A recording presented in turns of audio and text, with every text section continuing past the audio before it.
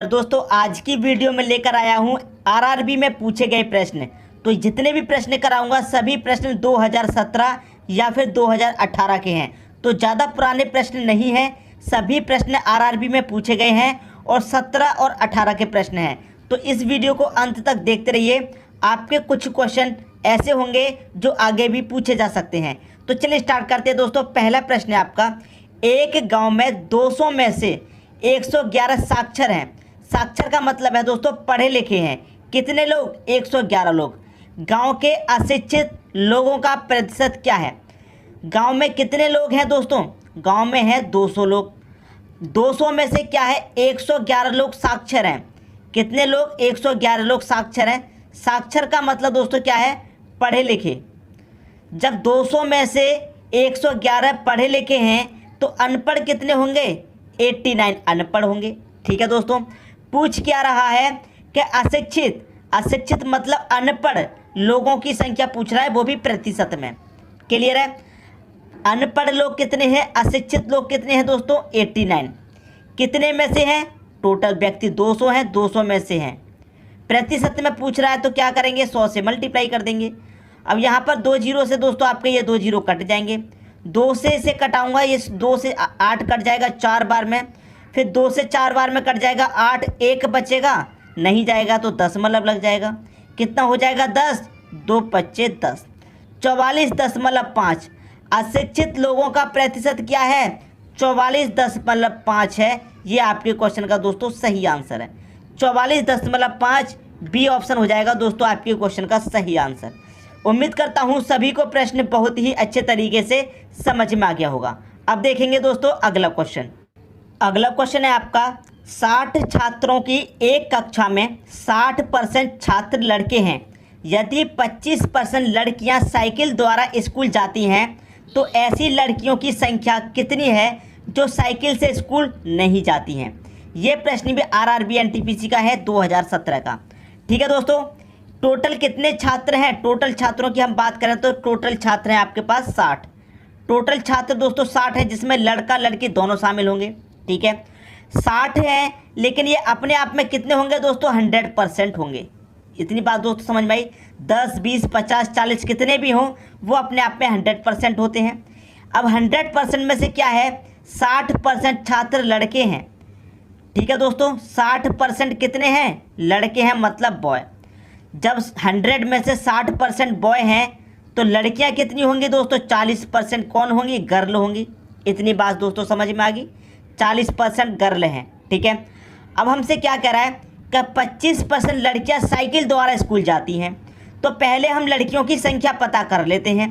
100% में से 40% लड़की हैं। 100% का मान कितना है दोस्तों? 60 है। ठीक है, लड़कियां कितनी हैं? 40%। तो हम इस 100 का 40% निकाल लेते हैं। परसेंट का मतलब दोस्तों बट्टे में 100। 2 जीरो से आपके ये 2 जीरो कट जाएंगे। 6 का 4 से मल्टीप्लाई 24 हो जाएगा। तो लड़कियों की संख्या कितनी है ये आपको पता चल गया, 24 है। लड़कियों की संख्या दोस्तों कितनी है? 24 है। अब इस 24 में से क्या होता है कि 25% लड़कियां साइकिल द्वारा स्कूल जाती हैं। तो ऐसी लड़कियों की संख्या कितनी है जो साइकिल से स्कूल नहीं जाती हैं? लड़कियों की संख्या कितनी है दोस्तों? 24 है। तो जो लड़कियों की संख्या है वो अपने आप में क्या होगी? 100% होगी। अब इस 100% में से क्या होता है कि 25% लड़कियां, कितनी? 25% लड़कियां साइकिल से स्कूल जाती हैं। तो बिना साइकिल से स्कूल जाने वाली कितनी होंगी दोस्तों? 75% होंगी। टोटल लड़की हमारे पास 100% है। 100 में से 25% तो साइकिल से स्कूल जाती हैं। तो ऐसी लड़कियों की संख्या कितनी है जो साइकिल से स्कूल नहीं जाती? जो साइकिल से स्कूल नहीं जाती वो कितनी लड़कियां हैं? 75% हैं। तो आप क्या करेंगे? 100 का पूरा 75% निकाल लीजिए। 100% का मान कितना है दोस्तों? आपके पास 24 है। साइकिल से स्कूल नहीं जाती हैं। कितनी नहीं जाती? 75%। तो इस 24 का सीधा 75% निकाल लीजिए। परसेंट का मतलब बटे में 100 होता है। 25 से कटाएंगे 3 बार में, 25 से कटाएंगे दोस्तों 4 बार में।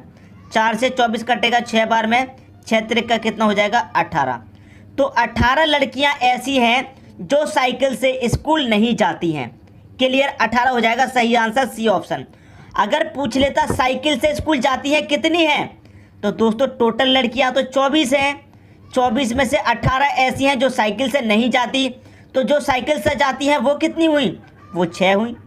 6 लड़कियां ऐसी हैं जो साइकिल से स्कूल जाती हैं और जो साइकिल से स्कूल नहीं जाती हैं वो 18 हैं। बात समझ में आ गई दोस्तों? उम्मीद करता हूं सभी को प्रश्न अच्छे तरीके से समझ में आ गया होगा। अब देखेंगे अगला क्वेश्चन। अगला क्वेश्चन है, एक कक्षा में एक विद्यार्थी ने 25 अंकों में से 22 अंक प्राप्त किए, विद्यार्थी के अंकों का प्रतिशत क्या है? ये प्रश्न भी 2017 का है और इससे आसान प्रश्न आज तक आपने नहीं देखा होगा। बचपन में आपने टेस्ट भी बहुत दिए होंगे, जैसे कि आपसे कह दिया होगा भाई 25 नंबर का टेस्ट है, 25 में से कितने आए हैं आपके? 22 आए हैं। टेस्ट कितने नंबर का है? 25 नंबर का टेस्ट है। 25 में से कितने प्राप्त किए हैं? 22 प्राप्त किए हैं। क्लियर है? लेकिन यही हमसे क्या पूछा है? प्रतिशत में पूछा है यही। ठीक है, तो प्रतिशत के लिए दोस्तों 100 से मल्टीप्लाई नहीं कर दोगे आप। अब 25 से जब 100 को कटा देंगे तो 4 बार में कटेगा, 22 चौके कितना हो जाएगा? 88 हो जाएगा। तो 88% है। हो गया आपका आंसर, पहला ऑप्शन। ये प्रश्न तो सबसे आसान था। ऐसे तो प्रश्न आपने बचपन में भी खूब किए होंगे टेस्टों में। टेस्टों में ऐसे ही तो पूछा जाता है कि 25 नंबर का टेस्ट है, किसी ने कितने प्राप्त किए? 10 प्राप्त किए, 10 ऊपर लिखे जाएंगे। किसी ने 15 प्राप्त किए, ऊपर लिखे जाएंगे 25 में से। आपने 22 प्राप्त किए हैं तो ऊपर लिखे जाएंगे। लेकिन प्रतिशत में पूछा है तो 100 से मल्टीप्लाई कर दीजिए, कैलकुलेशन कर लिया, आंसर आ गया। अब देखेंगे दोस्तों अगला क्वेश्चन। अगला क्वेश्चन है, यदि एक छात्र के अंक में 25% की वृद्धि हो गई, एक छात्र के अंक दोस्तों पहले कितने होंगे? 100% होंगे, और 25% की जब वृद्धि होगी तो कितने हो जाएंगे? 125% हो जाएंगे। इतनी बात समझ में आई? तो उसके टेस्ट में उसका स्कोर 75 हो गया। उसका वास्तविक स्कोर कितना है? पहले उसके छात्र के 100% थे, 25% की वृद्धि हुई तो 125 हो गए, और उसका स्कोर कितना हो गया? स्कोर हो गया दोस्तों कितना? 75 का स्कोर हो गया। क्लियर है? 75 का स्कोर हो गया। आपसे क्या पूछ रहा? वास्तविक स्कोर। वास्तविक मतलब पहले 100% का मान पूछ रहा है। ठीक है, 100% का मान पूछ रहा है तो ऊपर 100 रखिए, बटे में कितना रखेंगे? ये 125 रख देंगे, कटा लीजिए, आंसर आ गया। 25 से कटेगा 4 बार में, 25 से कटेगा 5 बार में, 5 से 75 को कटा दो 15 बार में, 15 चौके कितना होता है? 60 होता है। तो जो वास्तविक स्कोर था वो कितना था? 60 था। लेकिन बढ़ के कितना हो गया था? 75 हो गया था बढ़ने के बाद। लेकिन वास्तविक में कितना था? 60 था। ये आपका आंसर है, पहला ऑप्शन हो जाएगा आपके क्वेश्चन का सही आंसर। अब देखेंगे दोस्तों अगला क्वेश्चन। अगला क्वेश्चन है, एक कक्षा में आयोजित परीक्षा में एक छात्र ने 25 अंकों में से 9 अंक प्राप्त किए। 25 अंकों में से कितने प्राप्त किए हैं दोस्तों? 9 अंक प्राप्त किए। ठीक है, छात्र के द्वारा प्राप्त अंकों को प्रतिशत में व्यक्त करें। दोस्तों 25 अंक में से 9 प्राप्त किए हैं। अब हमसे कह रहा प्रतिशत में व्यक्त करने के लिए, तो प्रतिशत में व्यक्त करने के लिए क्या करेंगे? 100 से मल्टीप्लाई नहीं कर देंगे। अभी तो यही प्रश्न बताया है। तो 25 से कटा दो 4 बार में, 9 चौके कितना हो जाएगा? 36। 36% आपका आंसर हो गया।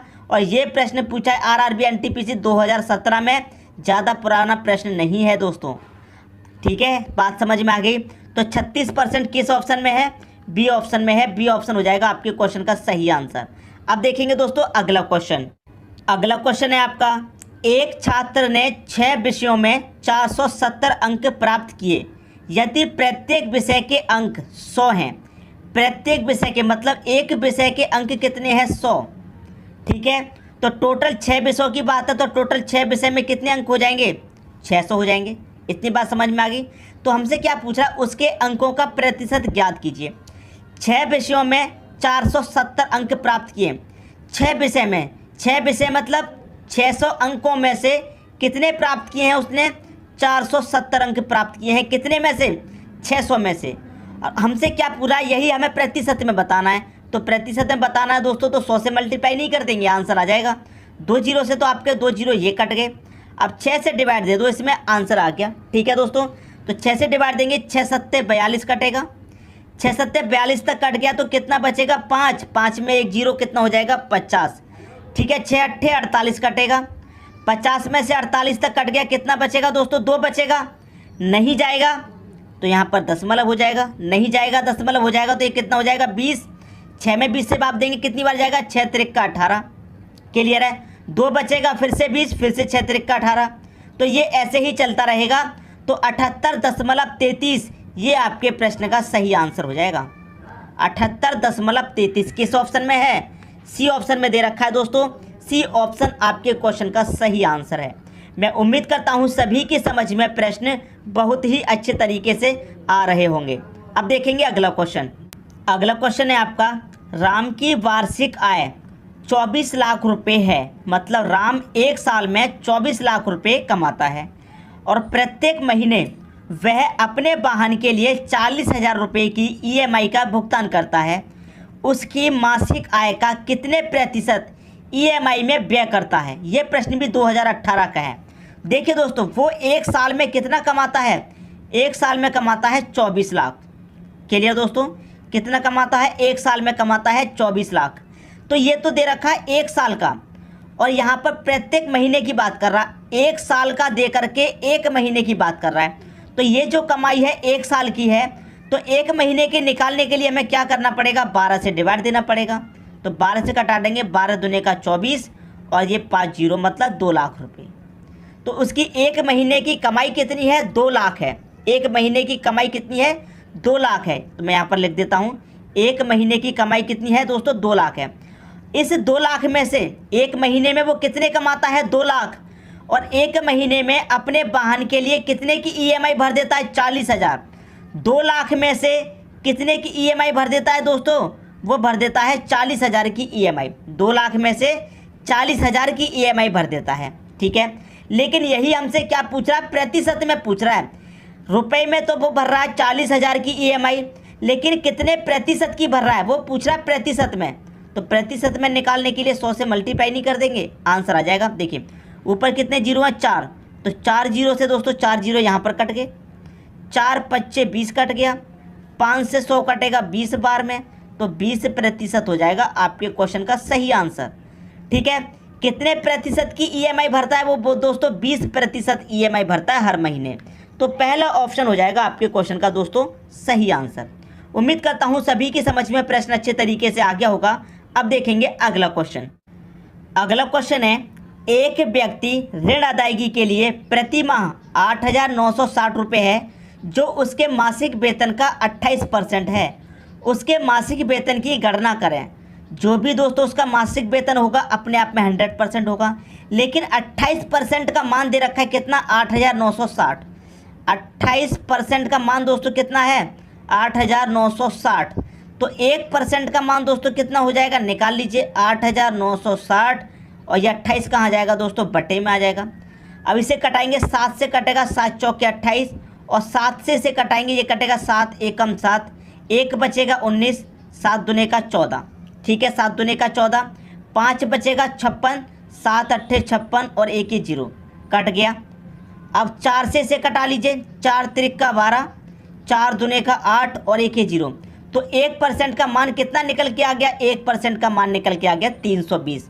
आपसे क्या पूछ रहा है, मासिक वेतन। वेतन क्या होता है दोस्तों, 100% होता है। क्लियर है, जब 1% का मान 320 तो 100% का मान कितना होगा, 320 का मल्टीप्लाई कर देंगे आप 100 से, आंसर आ जाएगा 32 का मल्टीप्लाई 1 में करो कितना हो जाएगा, 32 रहेगा। 1 जीरो 2 जीरो 3 जीरो, 3 जीरो लगा दीजिए, तो आपका आंसर कितना हो गया, 32,000। उसका मासिक वेतन कितना है, 32,000 है। ये आपके प्रश्न का दोस्तों सही आंसर हो गया, पहला ऑप्शन। तो मैं उम्मीद करता हूँ सभी को क्वेश्चन अच्छे तरीके से समझ में आ गया होगा। अब देखेंगे अगला क्वेश्चन। अगला क्वेश्चन है आपका, एक कर्मचारी के वेतन में 30% की वृद्धि की गई। पहले उसका वेतन कितना होगा, 100%, 30% की वृद्धि की गई तो 130% हो गया। ठीक है, उसका वेतन कितना हो गया, 910 रुपये। वेतन कितना हो गया दोस्तों, 910 रुपये। जब उसके वेतन में 30% की वृद्धि हो गई तो उसका वेतन कितना हो गया, 910 रुपये हो गया। कब, वृद्धि होने के बाद में। लेकिन वो क्या पूछ रहा है, बढ़ोतरी होने से पहले उसका वेतन क्या था, 100% का मान पूछ रहा है। तो इस 910 का 100% का मान पूछा तो 100 रखेंगे ऊपर और बटे में क्या आ जाएगा, 130। ऐसा ही प्रश्न अभी अभी मैंने कराया था। ठीक है दोस्तों, अभी अभी कराया है ऐसा ही प्रश्न, तो समझने में कोई भी दिक्कत नहीं आनी चाहिए। ठीक है, अब देखिए यहाँ मैं कटाऊंगा जीरो से, ये जीरो कट जाएगा, 13 सत्ते 91 कट जाएगा। 7 का मल्टीप्लाई कीजिए 1 से, 7 1 कम 7 और 2 जीरो 700। तो उसका जो पहले का वेतन था वो था 700, लेकिन जब 30% की वृद्धि हो गई तो फिर वेतन कितना हो गया उसका, 910 रुपये हो गया। पहले का कितना था, 700 था। तो सी ऑप्शन हो जाएगा आपके क्वेश्चन का दोस्तों सही आंसर। अब देखेंगे अगला क्वेश्चन। अगला क्वेश्चन है 34 का 15% क्या है। 2017 में पूछा है 34 का 15%। तो दोस्तों 34 का सीधा सीधा 15% पूछ रहा है, तो 15% निकाल दो। परसेंट का मतलब होता है बटे में 100। इसी को कटा लेना है, आंसर आ जाएगा। 5 से कटाऊंगा 3 बार में, इसे 5 से कटाऊंगा दोस्तों, ये कटेगा 20 बार में। ठीक है, ये 20 बार में कट गया। अब दोस्तों मैं इसे कटाऊंगा, 2 से कटा लूँ इसे, ये 2 से कट जाएगा 10 बार में। 2 से कटा दूँ 17 बार में कट जाएगा। 17 3 का मल्टीप्लाई कर दो, 17 3 का कितना होता है, 51 होता है। और बटे में कितना है, बटे में है दोस्तों आपका 10। अब 1 जीरो है बटे में, तो एक संख्या बाद दशमलव लग जाएगा। 10 से डिवाइड करेंगे तो एक संख्या बाद दशमलव लग जाएगा, तो 5.1 ये हो जाएगा आपके प्रश्न का सही आंसर। क्लियर है, पहला ऑप्शन हो जाएगा आपके प्रश्न का दोस्तों सही आंसर। तो मैं उम्मीद करता हूं सभी को क्वेश्चन बहुत ही अच्छे तरीके से समझ में आ गए होंगे। दोस्तों यदि वीडियो पसंद आया तो लाइक करें और दोस्तों में भी शेयर करें। यदि आपने हमारे चैनल को अभी तक सब्सक्राइब नहीं किया है तो कर लीजिए और बेल आइकन का बटन भी दबा दीजिए दोस्तों। धन्यवाद।